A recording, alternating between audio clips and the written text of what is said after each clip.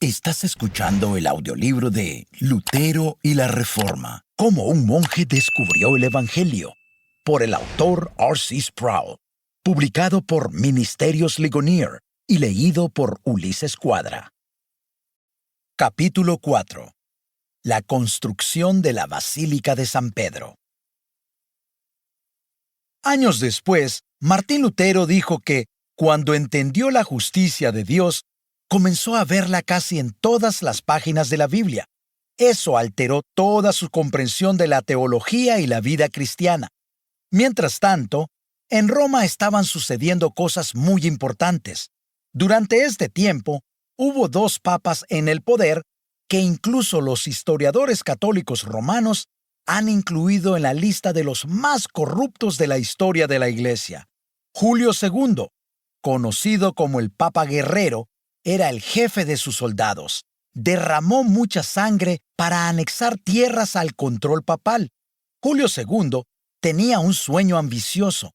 Quería construir una nueva catedral para el obispo romano, una nueva basílica con una cúpula que cubriera una iglesia enorme y que albergara los huesos de los apóstoles Pedro y Pablo. Julio II murió poco después de que se echaran los cimientos de la Basílica de San Pedro. Fue sucedido por el Papa León X, miembro de la familia Medici, quien vació las arcas de la Iglesia Católica Romana. La iglesia estaba al borde de la bancarrota, así que se detuvo la construcción de la Basílica de San Pedro. Parecía que el proyecto nunca iba a completarse.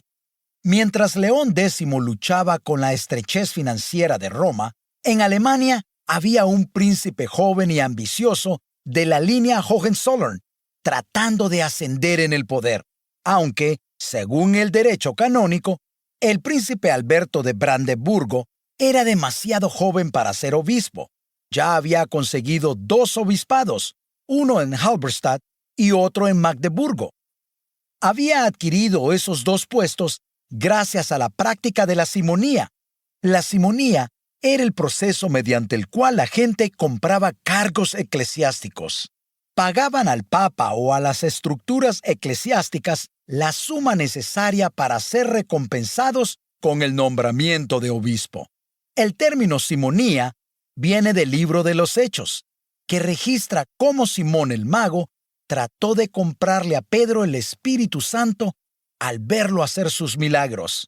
Ver Hechos capítulo 8, versículos 9 al 24.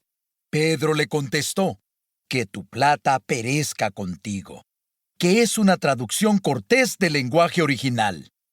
La simonía se desenfrenó durante la Edad Media.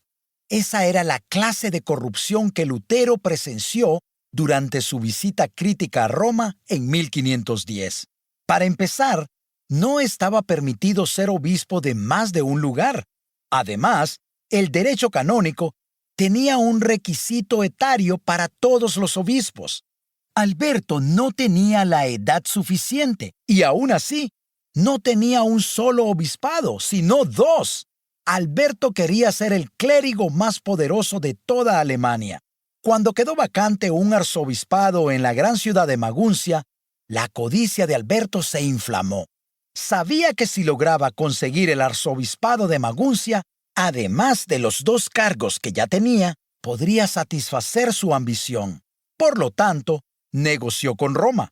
El Papa exigió el pago de 12,000 ducados de oro a cambio del arzobispado de Maguncia. El príncipe Alberto hizo una contraoferta de 7,000 ducados de oro. El Papa había pedido 12,000, 1,000 por cada uno de los 12 apóstoles.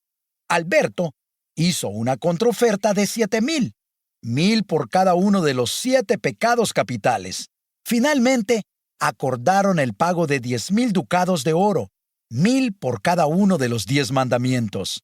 Pero el príncipe Alberto no tenía 10,000 ducados de oro para comprar el arzobispado de Maguncia, así que solicitó un préstamo a los banqueros de la familia Fugger de Alemania. Ellos accedieron a prestarle los fondos, que luego pasaron a las manos del Papa. Entonces, Alberto de Brandeburgo recibió otro beneficio del Papa.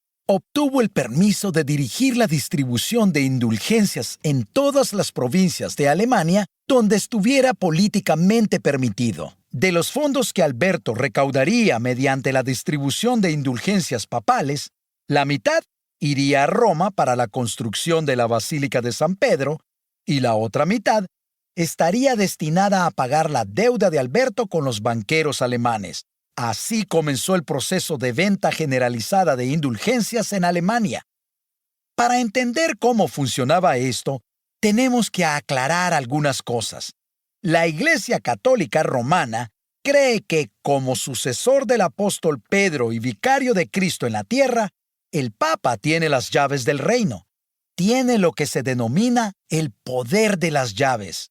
En Mateo capítulo 18, versículo 18, Jesús les dijo a los discípulos: «Todo lo que ustedes aten en la tierra será atado en el cielo, y todo lo que desaten en la tierra será desatado en el cielo».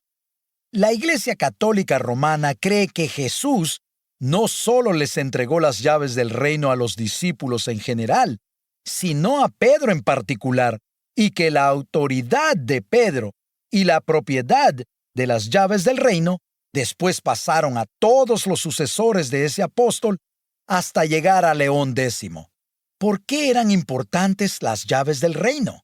Las llaves del reino no daban acceso a la bóveda que contenía los ducados de oro. Daban acceso a lo que la Iglesia llama el tesoro de los méritos. El tesoro de los méritos es el depósito donde están todos los méritos ganados por Jesucristo. Además de los méritos depositados por Jesús, también están los méritos de María, José, los apóstoles y los grandes santos de todas las edades. El tesoro de los méritos es una vasta suma de méritos acumulados a lo largo de los siglos mediante la obra de Cristo, la obra de los apóstoles y la obra de los grandes santos. Según la Iglesia Católica Romana, para que alguien vaya al cielo, tiene que llegar a un punto en su vida en el cual sea inherentemente justo, un estado en que no haya ningún pecado mortal que empañe su carácter o conducta, ni tampoco pecados veniales. No puede haber absolutamente ninguna mancha.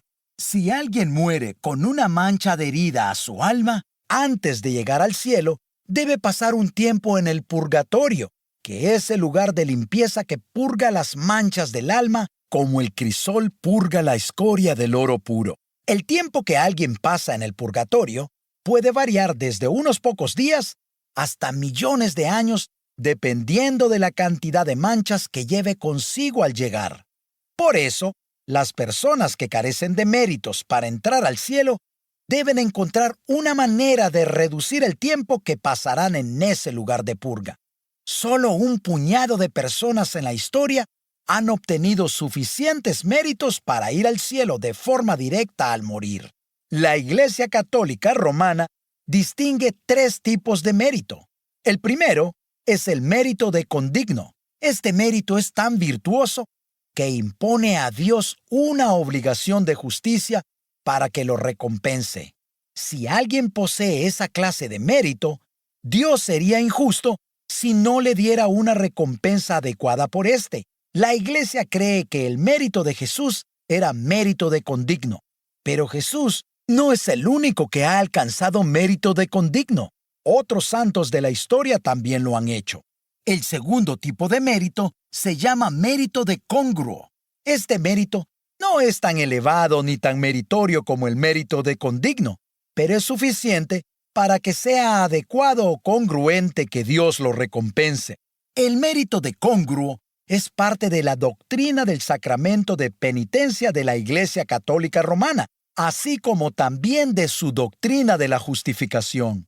Un tercer tipo de mérito es el mérito supererogatorio, que se obtiene mediante obras de supererogación.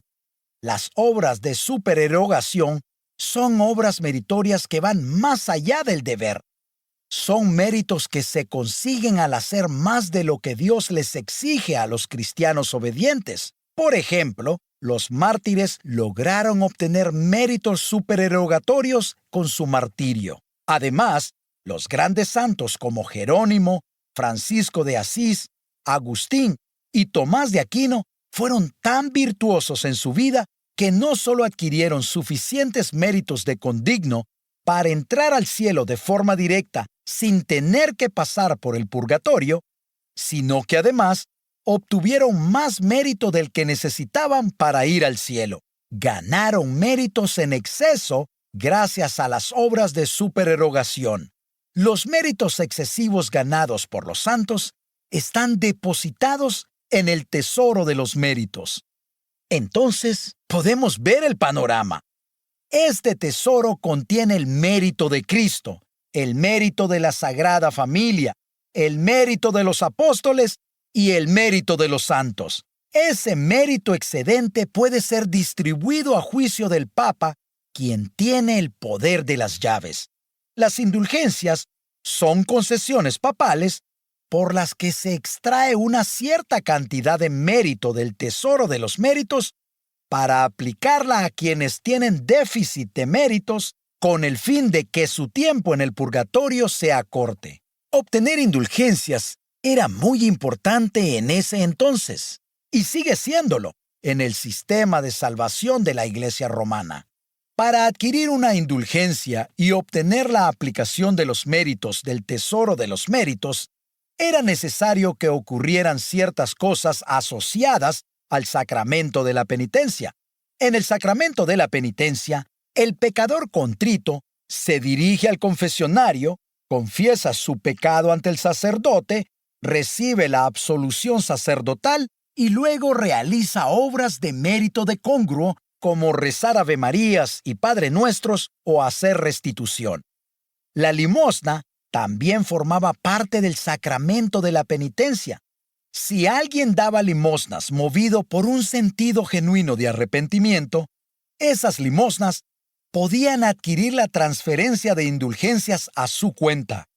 El derecho canónico de la Iglesia dejaba claro que esto no debía entenderse como una venta burda de perdón, por medio de la cual la gente podía pagar para sacar a sus familiares del purgatorio. Pero el Papa estaba usando este proceso para obtener los recursos que necesitaba para construir la Basílica de San Pedro. Esa práctica provocó a Lutero en Alemania y terminó llevándolo a publicar las 95 tesis en 1517.